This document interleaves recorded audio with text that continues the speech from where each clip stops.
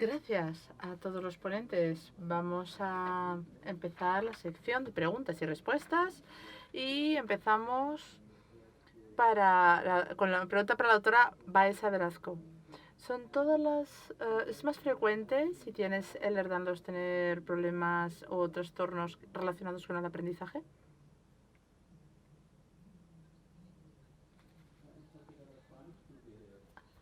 Bueno, en realidad no hay demasiados datos en cuanto a la prevalencia. Pero bueno, si analizamos las publicaciones, se ve que hay muchas personas con trastornos de hipermovilidad que también presentan en algunos casos problemas de aprendizaje.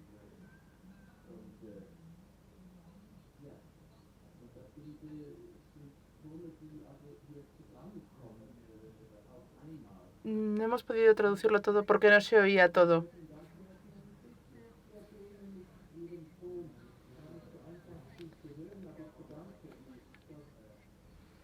Vamos a dejar al equipo técnico que arregla el problema porque es verdad que el sonido efectivamente no estaba yendo bien. Pero tenemos una pregunta para el doctor Cousteau.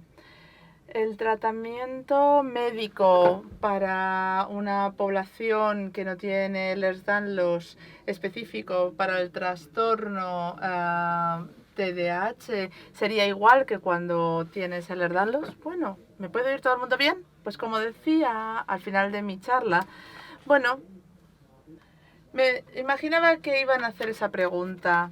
Cada paciente que vemos y que tiene TDAH viene con una historia clínica distinta, con una serie de problemas distintos, únicos. Hay siempre que pensar de forma individualizada. Los temas que vemos más comunes cuando tenemos pacientes con Ehlers-Danlos es que a menudo la medicación estimulante puede ser útil en los efectos sobre la dopamina, pero como he comentado también los efectos secundarios, el hecho de que les sube la tensión arterial, eso es positivo en muchos casos. Es un área compleja, pero mi punto de vista, como ya se imaginarán después de mi charla, es que gran parte de los problemas tiene que ver con la disautonomia, el tener un buen flujo sanguíneo que llegue al cerebro. Los efectos secundarios de este tipo de fármacos estimulantes a veces son positivos, con lo que este tipo de medicación en pacientes que además tienen Ehlers-Danlos me parece positivo, pero siempre hay que tener cuidado, porque si tú tienes un paciente y le das una medicación que pueda reducirle la tensión arterial, pues ahí hay que andar con mucho ojo. Cuando optas por fármacos que sobre todo cuando estás en verano y hace calor, esto puede bajar la tensión especialmente y puede incluso generar problemas ortostáticos. Hay debates sobre esto, pero no hay datos específicos que nos den una respuesta clara a la pregunta. No se está analizando en exceso la relación entre Ehlers-Danlos y TDAH. Es más una experiencia clínica que otra cosa. Y por eso en mi experiencia les digo que con ese tipo de fármacos va bien. Pero como he dicho y siempre digo, hay que empezar poco a poco con dosis bajas, ir analizando. Y en muchas de las charlas se han dicho, cuando se encuentra en pacientes de Ehlers-Danlos, te encuentras también con hipersensibilidad. Entonces, a veces si simplemente piensas en qué se ha publicado y el debate y tal, pierdes toda la información que está aparte. Pero bueno, yo siempre digo, ante todo, precaución. Bueno, de vuelta a la doctora Baeza Velasco. Se cortó justo la respuesta y comentaban en la falta de estabilidad craneoencefálica, por ejemplo, el exceso de hipersensibilidad, se ve tanto en el Ehlers-Danlos como con el espectro autista. Se considera que puede haber, por ejemplo, la falta de estabilidad de la columna o un daño, una lesión repetida en la zona cerebral. ¿Pueden explicar quizá estos puntos comunes que vemos en los dos síndromes?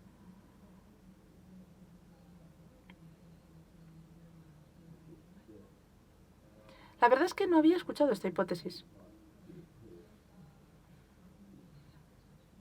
Podría ser una opción. Pero hay muchas anomalías que podrían responder a la pregunta. Gracias.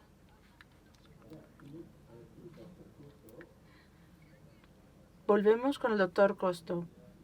Podríamos ver, por ejemplo, cuando tenemos adultos, las cuestiones de autocuidado, de cómo pueden gestionar las funciones autonómicas y funcionales. Bueno, hay mucho sobre este tema de lo que hablar, pero para darles una idea. Hace unos 4 años, cuando empezamos a trabajar en el servicio de la NHS, en el Servicio de Sanidad Público Británico, había empezado y teníamos un grupo de destrezas para la vida. Y básicamente en la NHS pues no se centra mucho en este área porque hay unos recursos limitados y se tiene la sensación de que por lo tanto tienes que poner la prioridad en los diagnósticos y en el tratamiento farmacológico. Porque es verdad que tiene un impacto, quizá el más importante, aunque no nos guste reconocerlo. Entonces, es verdad que en la pregunta me estás hablando, ¿qué pasa con los adultos con TDAH que están recibiendo medicación? Muchas veces les cuesta tener un marco que les permita tener una vida satisfactoria a distintos niveles. Primero, gestionar las horas de sueño, gestionar sus horarios, cómo van a hacer las tareas, en qué tiempo tienen que hacerlo, ¿no? Simplemente el poder arrancar una tarea, ¿no? Y mantener la concentración durante toda la tarea hasta que la terminen. Este tipo de problemas, gestionar el tiempo, el no acabar llegando tarde a todas partes, ¿no? Y muchas veces ese estrés, esa adrenalina que tienen, muchas veces compensan la falta de dopamina y de noradrenalina con este tipo de cosas. Entonces, la cuestión es... Bueno, voy a dar dos temas aquí. ¿Por qué creo que las personas con TDAH tienen que reconocer qué es lo que... ¿Cuáles son sus puntos fuertes o sus pasiones, lo que les interesa, por decirlo así? Porque pueden gestionar su vida alrededor de esas áreas de interés, de esas pasiones personales. Que toda su vida gire en torno a eso. Y trabajar mano a mano con lo que les pasa. Entonces, aprovechar sus puntos fuertes, diría. Esa sería una de las ideas. La segunda sería la estructura. El tener una rutina muy sólida. Un ciclo de sueño claro y también una rutina durante el día cuando está despierto. Y bloquear, por ejemplo, si hay tiene un calendario, una agenda, un papel donde anota lo que tiene que hacer, que le permite estructurar su día. Todo esto le ayudará en el trabajo para hacer cualquier actividad productiva, ¿no? Pero también con la comida, porque con frecuencia una persona con TDAH se le olvida que tiene que comer. O, por ejemplo, practicar un poco de ejercicio, cuidarse y un poquito de tiempo para socializar, ¿no? Entonces, el tener una rutina, al menos semanal, muy específica, muy clara y mantener la ayuda. No es solamente una rutina semanal, es que si no la cumples o la cortas o la haces unas semanas y luego llega unas vacaciones o empieza el invierno o algo lo interrumpe, pues no funciona. Entonces tienes que intentar mantener la estructura, ¿vale? Con un poquito de espacio para la innovación o para ser impulsivo. Eso está bien, pero la estructura es esencial para una persona con TDAH. Del mismo modo que unas horas de sueño adecuadas. Hay que mantener los tiempos en los que se va a despertar siempre los mismos y también el tiempo que va a dormir el mismo. Porque, por ejemplo, tienes que empezar por la mañana, bueno, pues que te dé la luz, que eso te despierta. Vale, ya te ha dado la luz, entonces despiértate, vete a la ducha, lávate, peínate, vístete y prepárate y todos los días organízate para salir de casa. Creo que ese tipo de estructura es fundamental. Cuando estamos hablando de la gestión de tareas, cuando estamos hablando de que a veces pierdes el tiempo no haciendo nada, que eso es muy frecuente en un adulto con TDAH, ¿no? Ese deseo de procrastinar, pues básicamente esto de quedarte no haciendo nada, pues se puede uno enfrentar a esto de forma lógica. Entonces dices, voy a escribir mi tesis doctoral ahora, pues es muy probable que en medio no lo hagas de golpe, que entonces digas, bueno, pues vamos a ir haciéndolo por trozos, por partes, y cada parte es en sí una tarea. Porque si no, empezar algo, dices, Dios mío, es que esto es mucho. Bueno, pues no lo hagas todo. Empieza a hacer pequeños pasos. Primero, saca los libros de la estantería, ponlos en la mesa, hazte una tacita de té, 5 minutos cada cierta tarea y vas haciendo las cosas y has cumplido tu tarea y estás conectando, bueno, pues ahora ya tienes una pausa. Si después de 5 minutos dices, pero si es que esto me da igual, no quiero hacer más, ahí se queda. Pues eso está, ahí se queda. Entonces esos son mis consejos principales si eres un adulto y tienes TDAH. Y hay distintas maneras que funcionan para la gente con TDAH de organizar tu vida. Y entonces, si me permiten un segundo. Este es un libro que está muy bien. En inglés, eso sí, pero está muy bien. Cómo hacer la vida fácil para una persona con TDAH que quiera organizarse. Está escrito por un psicólogo, pero en mi opinión también hay gente que viene, que te ayuda a organizarte, ¿no? Es como estos coaches de vida o personas que vienen y te organizan la casa y te organizan tu estructura. Pues a veces eso también viene bien, sirve de guía. Fantástico, genial. Tenemos varios comentarios sobre recursos y libros, así que gracias por darnos ya una buena idea. Vamos a hablar con el doctor Hakim, que quería comentar algo sobre la pregunta anterior, si está bien, doctor Hakim. Sí. Era la pregunta que le han hecho antes a Carolina, que tiene que ver con los síntomas debido a la falta de estabilidad craneoencefálica. Creo que es una pregunta interesante y de hecho en muchos casos está relacionada con los distintos síntomas, ¿no? Porque esos síntomas en el fondo los podemos incluir en un término conjunto.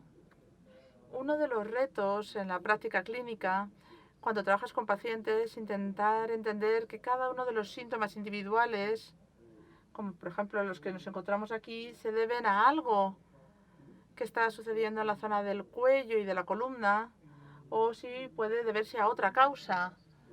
Por ejemplo, porque estamos hablando de los síndromes cervicobraquiales, en este caso, que podría reunir todos estos síntomas. Y entonces hay que intentar entender si esto viene del cuello, de la zona cervical, o si, por ejemplo, es otro motivo lo que está exacerbando esos síntomas, ¿no? Entonces hay que ver el contexto, analizar los síntomas, entender hasta qué punto varían y cuál es la relación en este síndrome cervicobraquial con todo lo demás. Hay distintos síntomas, pero yo creo que aquí es de clave no pensar, vale, esto es solamente por el cuello. Si no hay otra causa, podría ser, efectivamente, pero no hay que inmediatamente llegar a esa conclusión. Muchas gracias. Espero que el sonido de la doctora Baeza Valesco vaya mejor. Tenemos otra pregunta. ¿A qué se refiere cuando habla de el espectro autista cuando está en la parte severa o leve? ¿A qué se refiere con leve y severo en TEA?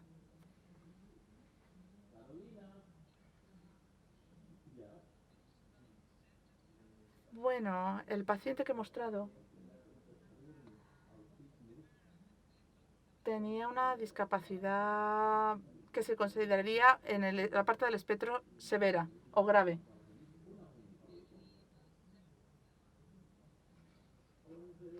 Que llegaba a la autolesión, de hecho. Disculpen, se sigue intercontando. Es que estoy escuchando la traducción al español al mismo tiempo y eso es lo que está intercortando. Tenemos problema, pero no te voy a hacer más preguntas por ahora. Pero si alguien tiene preguntas para la doctora Valeza, por favor, enviádnosla. Enviadla por email si es necesario. Muchísimas gracias. Es un problema técnico, lo sentimos, es difícil hacer esto. Voy a pasar con otra pregunta para el doctor Costo. ¿Se puede tener TDAH después de haber pasado la infancia sin haber presentado síntomas? Otra pregunta difícil. Bueno, pues hay varios estudios de hace unos 4 o 5 años que han analizado, por ejemplo, el hecho de que el TDAH de aparición tardía. Se ha visto, por ejemplo, que el TDAH es un trastorno de desarrollo conductual, es decir, se considera que empieza en la infancia porque se va desarrollando ahí y continúa en la edad adulta. Pero todo sugiere que hay algunas cohortes de personas que al menos daba la impresión de que tenían un TDAH únicamente de adultos, no de niños. Había una división, por lo tanto, entre la mayoría que sigue considerando que no, es un trastorno del desarrollo neurológico y por lo tanto empieza en la infancia, y otros que dicen, bueno, hay una forma de TDAH que inicia en la edad adulta. Así que vale la pena dar un paso atrás. Y en este caso, plantearnos la pregunta, bueno, ¿qué es TDAH? Pues es un clúster, un conjunto de síntomas característicos que se agrupan y que generan una imagen específica que normalmente va afectando a la persona durante toda su vida. Tú puedes tener una lesión cerebral y de repente tu cerebro empieza a comportarse de una manera similar al TDAH, aunque no lo hayas tenido de pequeño. Pero creo que hay otras causas, como el hipotiroidismo. Produce en algunos pacientes unos síntomas similares. Y nos podemos encontrar con características que son como los de un trastorno del desarrollo neurológico. Pero hay otros casos en los que vemos que claramente es una cuestión crónica y va asociado a una sensación. En el caso del síndrome de hipermovilidad, pues es un aspecto complejo. Muchos de los síntomas que van asociados, por ejemplo, la intolerancia ortostática, pues son muy parecidos a los del TDAH. Lo más común suele ser que los niños con TDAH tienen todo un andamiaje, ¿no?, que les protege a su alrededor, padres, profesores, que se encargan de gestionar, de compensar las dificultades que tiene el niño. Y de repente esos niños con ese andamiaje van bien y algunos de esos niños ni siquiera lo necesitan porque pueden aprobar sus exámenes sin que el profesor se dé cuenta. Y básicamente a veces simplemente lo único que notas raro es que pierde mucho tiempo en mirar por la ventana. Pero lo cierto es que sí, van sobreviviendo ahí, pero les habría venido mucho mejor haber tenido un diagnóstico temprano. Entonces, cuando piensan, pero es que no teníamos un diagnóstico de niño, a lo mejor sí que se podía haber diagnosticado, pero no se ha diagnosticado hasta adulto, porque tenían realmente un andamiaje, una protección familiar en el colegio que no se ha visto realmente los problemas que tenían hasta que no han sido adultos y ya ese andamiaje, esa protección que tenían a su alrededor, lo han perdido un poco. Y muchas veces es eso, que de repente es cuando dicen, ¿qué ha pasado? ¿Ha sido el primer año de la universidad y antes no lo tenían? No, a lo mejor sí lo tenían, simplemente es que no se lo habían diagnosticado, no se había visto. Pero pasa también como con el TEA, o sea, hay algunos casos leves en los que no se diagnostica rápido, ¿no? Bueno, pues esta conversación a veces se explica de esta manera. No solamente que un mecanismo del cerebro de repente cambia a cierta edad. Genial, muchas gracias. Y estamos llegando justo ahora al final de nuestras preguntas y como había mencionado, si alguien quiere plantearle ninguna pregunta que no se ha podido resolver, póngase en contacto con nuestra línea de ayuda. Y ahora le paso la palabra al doctor Jaquín, que nos va a hacer unas palabras de clausura y luego tendremos la pausa de 15 minutos, pero luego también escucharemos a nuestras voces comunitarias, aprovechar para tomar un café o lo que necesitáis, pero luego intentar escuchar estas voces comunitarias. Gracias gracias, James y Carolina. Lo que quería decir es, sobre todo, basándome en uno de los comentarios que ha hecho James en su presentación, es que si están interesados en ver más de lo que él tenía que decir y otros aspectos relacionados con la conferencia de 2019 en Edimburgo, podéis entrar en nuestra página web, erles-dafos.com, y si en la búsqueda, en el motor de búsqueda, ponen Edimburgo, seguro que les va a aparecer toda la conferencia. Lo que también tendría que decir es que luego vamos a oír al doctor Peter Barrow y la doctora Eccles, que van a hablar de ortonomía, ansiedad, y vamos a hablar o vamos a conseguir con estas conversaciones que han oído antes. Muchísimas gracias. Nos vemos después de la pausa.